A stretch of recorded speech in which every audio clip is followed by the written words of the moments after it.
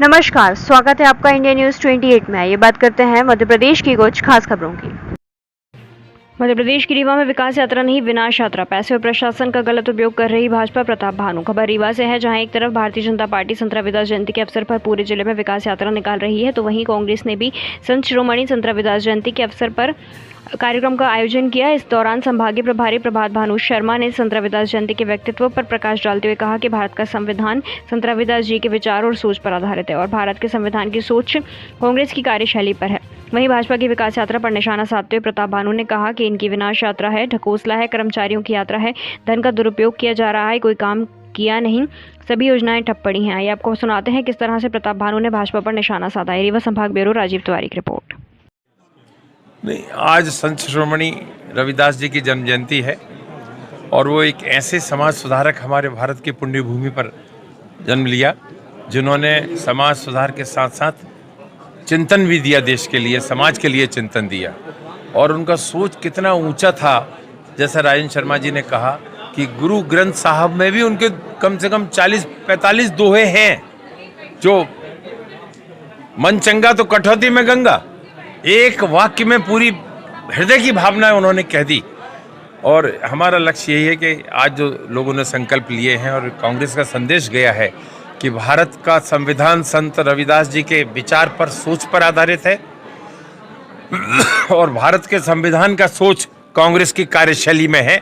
ये आज दलित वर्ग के समाज से ही निकल के ये बात आई जो उन्होंने अपने समाज को आह्वान किया था।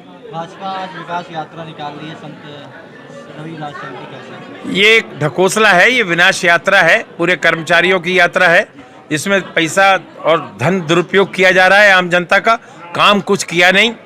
गांव में विकास योजना ठप पड़ी है, जो आवास योजना है उसमें आधे पैसे वहां के अधिकारी मिलके खा रहे हैं, ये हमारे पास जानकारी है। और जो जिस तरह से अभी यात्रा में पैसा खर्च हो रहा है वो हमारे ही टैक्स पेयर का पैसा है। इस तरह से उन्होंने किया नहीं तो आपको दिखाने की जरूरत क्यों पड़ रही है? यदि किया होता तो निकालने की जरूरत ही नहीं पड़ती उनको। और जिस तरह से आप देखिए, पूरे प्रशासन उसी में लगा है, जन समस्या की तरफ कोई ध्यान नहीं।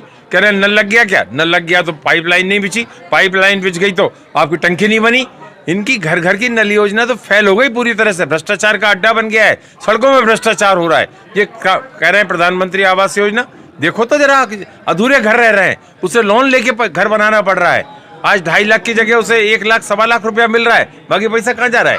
तो ये ऐसी कई चीजें हैं। कांग्रेस भी इन सब चीजों को एक्सपोज कर रहे हैं हम लोग।